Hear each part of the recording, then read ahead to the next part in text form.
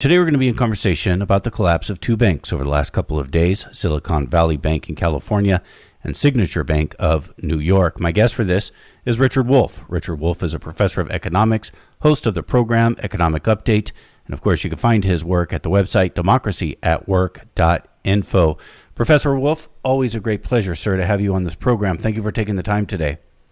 My pleasure, Mitch. It's always a very good moment for me to be talking with you. It's funny. We became friends with after the collapse of the banking industry in 2008. And as I did then in the early days of it, it's like, I didn't understand it. I'm just going to ignore this for right now. And then I had to come to you to dig me out of that intellectual hole I found myself in. Almost my reaction over the weekend when I heard about these two banks. And then I remembered, wait, this was my reaction in 2008. I better do what I did then. I better call Richard Wolff, because you do have this great ability of taking what seems to be complicated and hard to understand and showing that it's actually not that complicated at all. So let me just begin. What is important to understand concerning the collapse of these two banks? Okay, well, the first thing to say is that you're absolutely right. It is not all that complicated. Most of the complicated noise you hear from the executives and the regulators is precisely designed to make you turn away from paying much attention, because they've rendered it so complicated that no sane person would follow it. I also want to tell you from personal experience that the people who run our banks are, as my cousin used to say, not the sharpest knives in the drawer. So take with a grain of salt what they're saying. Let me give you an example. March 11th, The Intercept, it's a very well-known podcaster on the thing. They quote the president of Silicon Valley Bank, a man named Greg Becker, giving testimony to Congress in which he requests what was eventually done, a relaxing of the post-2008 reforms, the Dodd-Frank bill and those things. He's asking for that to be taken off of his bank, and he ends his argument, and I'm quoting now, just to give you an idea. Given the low risk profile of our activities. That's the man telling the Congress how low risk his business is, and that low risk collapsed the bank last weekend. Here's what a bank does. Very simple. Commercial banks take in deposits from businesses and from individuals.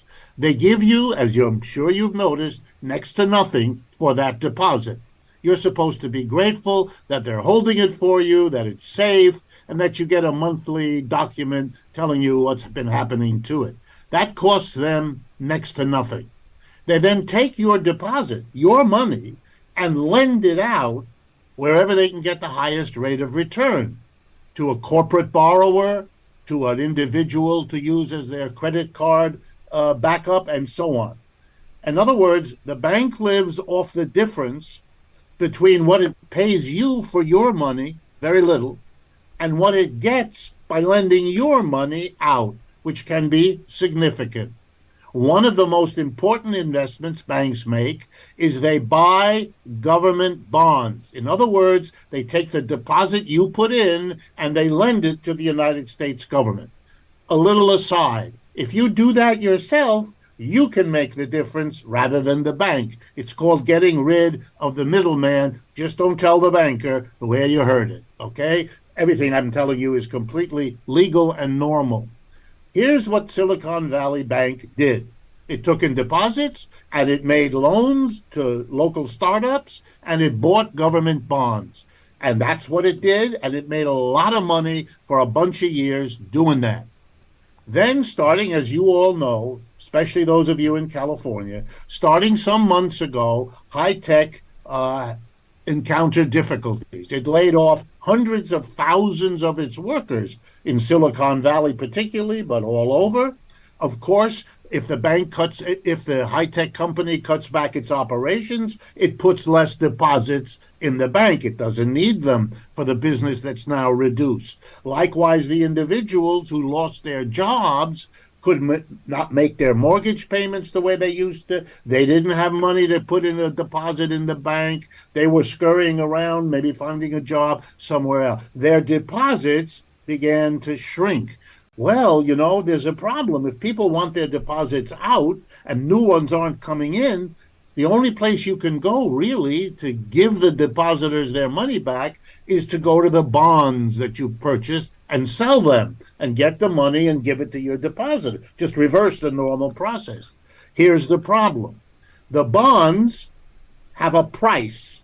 When you lend to the government, you get a piece of paper or electronically. You've lent the government $1 million. We'll pay you back in 2 years and 6 months, and we'll give you this interest every year. That's how it works. If the interest rates go up, the price of the bond goes down. If you want, I can explain that later. It's just an arithmetic, the way it works. Since the interest rates went up dramatically over the last 8 months, in order why? To fight the inflation that really troubles the American economy, the Federal Reserve decided to raise interest rates. Well, here's what happens, and it's like a human being. If you're not careful, the solution to one problem gives you a bigger problem because of the solution. That's what's happening here. The bonds went down, so the bank didn't have the wherewithal to meet the demands of the depositors who wanted their money back. Then it made a fatal mistake because they're not the sharpest knives in the drawer. The bank went out into the market and said, we need more money. We need more capital. Here's a bunch of shares.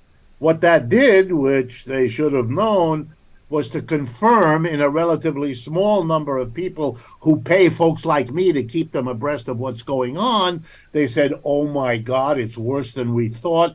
And that began, get your money out. Because the bulk of the deposits there were not insured. So they didn't have the FDIC, the government saying, we will insure. Businesses can't do that the way individuals can. So the businesses began to withdraw, and then the bank collapsed. It did not have enough money in its investments to cover the deposits. It had badly messed up its so-called fiduciary duty. It hadn't managed properly, safely, the money the depositors gave them. That's the classic reason why banks fail, because they haven't done that well. Here's the thing that people have to kind of face, hard as it is. Money is what lubricates a capitalist economy. Money is what we're paid. Money is what we spend to feed ourselves, to clothe ourselves. Money makes the capitalist world go around. And so we all depend on the money system. But what we allow is an enormous influence on the money system is operated by private banks. If you talk to those bankers, they will tell you, and this is honest, we're in business to make money. We're in business to make a profit. If we make a profit, we move up the chain, we get more respect, we get more money. And if we don't make a big profit, we are disreputable. Okay. We've now arranged for a system that we all depend on, that our society and our economy depend on, but we've placed it in the hands of the people who do not do business according to what the society needs, according to what we as a people need. They're busy making money for their bank. And the person who tells you that if we each of us make money for ourselves, magically it'll all work out the best for everybody, well, that's a person you should have a short conversation with, because they're nuts. And people who quote Adam Smith forget that all the times he talked about how capitalists will screw you if you give half a chance. So that part we forget. We remember, God's invisible hand taking us around. It's not invisible. Whatever else you think of God, the truth of the matter is, if you put your financial affairs in the hands of a banker, he will do a good job of making profit for the bank. That's his reward system. That's his punishment system. And we're seeing the results of that. They did what was good for them. They made a lot of money. This executive Becker himself, many millions and millions of dollars. Then when they mess up, when they cause a tremendous crisis in the whole society, the people of the country come in and rescue them. Nouriel Roubini is a professor of business quite well known in New York. He puts it nicely. We are a system in which profits are privatized and the costs are socialized. So in comes the society as a whole, the government, bails out this bank, bails out the signature bank, comes in and says, really bizarrely, there's a limitless amount of money that the Federal Reserve will give to any bank having trouble returning money to the depositors. Oh my God. We're in a society that says we have a problem with inflation. If you have a problem with inflation, opening the Fed window to limitless amounts of money is the equivalent of trying to put out a fire by pouring kerosene on it. That's not going to end the fire. That's going to make it flare up. So you're watching a system, and this is what's scary. It's got too many problems converging at the same time. What it does for one worsens the other. It raised interest rates to stop an inflation. It got a bank crisis. It offsets the bank crisis by opening the Fed window. Whoops, that worsens it. This is impossible. And we're watching a society implode. There's really no nice word for this. Every foreign company and individual who has put money in the United States over the years because it's safe, because it's stable, all that's gone. And those people are moving their money out, and it's going to change everything in this country.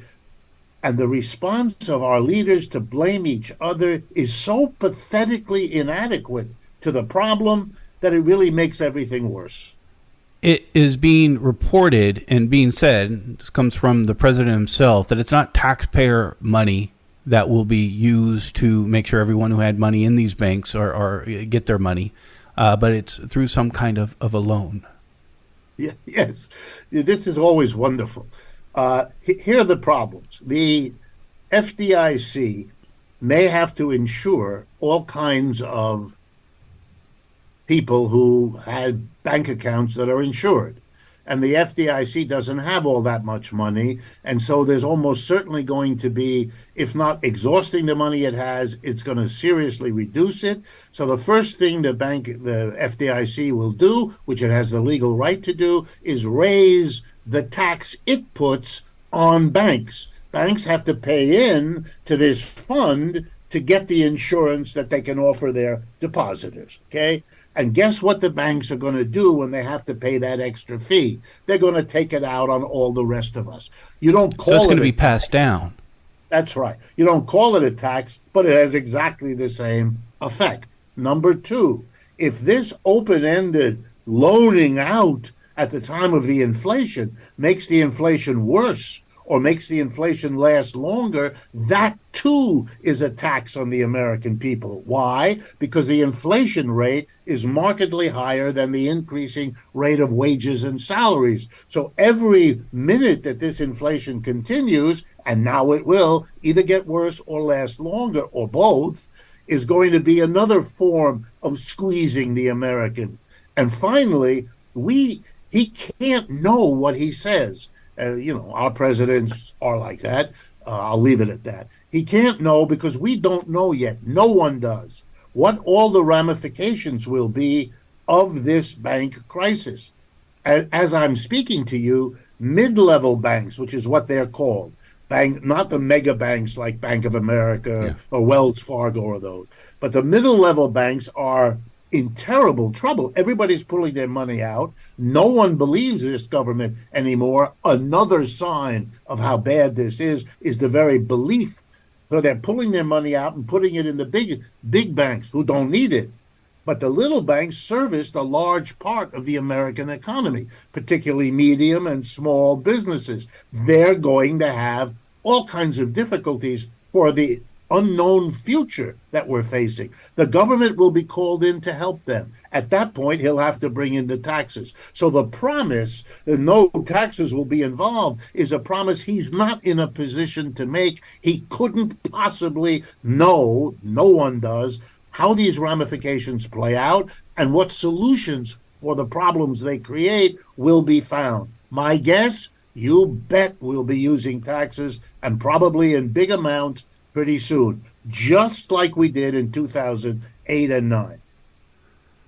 The reading that I have done on the reporting about this, and it's not exhaustive, and I'm still trying to wrap my head around all of this. But the sense from the reporting I have read is that the people that they talk to anyway, seem to think that this has been contained, that this won't be a bigger problem throughout the system.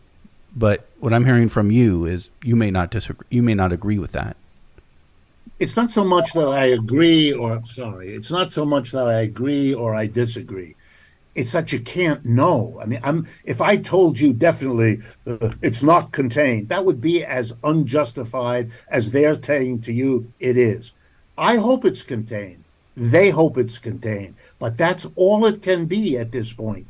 I don't want to bore people, but I could show you that in 2007, as we were beginning to see mortgages fail, everyone up to George Bush, the president, assured us this was a limited problem. It had been contained. They assured that us all through the latter half of 2007, through the first half of 2008. Only in the autumn, basically August, when Bear Stearns collapsed, and then it became clear. No one knows now. There's a bank in Europe, one of the greatest banks in the world, called Credit Suisse. Credit Suisse is on the edge, and it was before this. Everyone wonders, banks that were okay but on the edge, will this be the straw that breaks the proverbial camel's back? Will this take Credit Suisse over? And we all noticed, those of us who pay attention, that Credit Suisse over the weekend admitted it's having more problems than it thought. We already knew it has a lot of problems. The regulations over there are tighter than here, so we were able to know. But Mr. Biden cannot make the promise he made. That's all I can tell you. It's not feasible at this point to know what the problems are, let alone what tax-based solutions will be chosen by this government. I do want to go back to something you said earlier, and that was the steps that led to the collapse, especially of the Silicon Valley Bank, which I think, it's a Bay Area bank, and I bet you most folks here in the Bay Area have never heard of this bank. But nonetheless, the steps that occurred before, because most of us did hear about these major cuts to jobs in the tech sector at the beginning of the year. And of course, we've also had interest rises, the interest rate rise because of inflation. These were important steps that led to this. Absolutely. The decline in the high-tech employment should have been an immense warning. Sirens should have gone off above San Francisco and throughout the peninsula. What do you think it means if hundreds of thousands of people, many of whom are paid quite well by American standards, are suddenly in a financial crash? The people who spent those wild amounts of money buying housing in and around San Francisco, giving you the statistic of, I think, the most expensive city in the country, or at least among the 3 or 4, those people all have mortgages, and those mortgages all depend on their having a salary, which they don't have anymore, which means not only do they not have money, but the banks that have mortgages out to them, what's happening? They can't collect on that. And who are they going to sell the house to? If everybody's leaving San Francisco looking for jobs, all those people, then it's not a good time to be selling a house. You're going to have to bring that house down. That's a loss for the bank. It doesn't want to do. The bank is not a real estate dealer. They don't want to deal with that. So you have that's what happens. We are an interconnected system. Capitalism has interconnected us over the last 2 or 3 centuries in ways never seen before. So no one knows all of the implications, but the firing of all those people. And remember, a tiny group of executives make a decision in a room we don't even know about, and suddenly 30,000 people are not working for Intel or Apple or IBM or any of the others. They have no say in this decision. I mean, not only is it not democratic, it is the most dictatorial arrangement. Those executives weren't elected by the people they're firing. The people who are fired are affected. The banks that they lent to, borrowed from, are affected. All these people are affected, have no say, don't even know until the hammer drops on them. Yeah, and then if you raise interest rates, everybody understands the value of a bond goes down. Well, the law allows banks to list as their assets the price they paid for the bond. not what it's worth today. Sometimes banks are required to do something called mark to market. In other words, adjust the value on their portfolio of a bond for what it would actually get if you had to sell it. Then you would suddenly say, oh my God, their investments have gone down. How could they cover the demand back for their deposits? They couldn't. Oh my God, those questions, those go through the minds of those executives. They will be asked, and they'll have no answer. They will be asked, why didn't you let everybody know? But I'll give you the answer, because that's not profitable. We can get through this. We'll do this. We'll do that. We'll hope for that. The government will come in. That's what they do because they want to hold on. They just lost their jobs, these executives.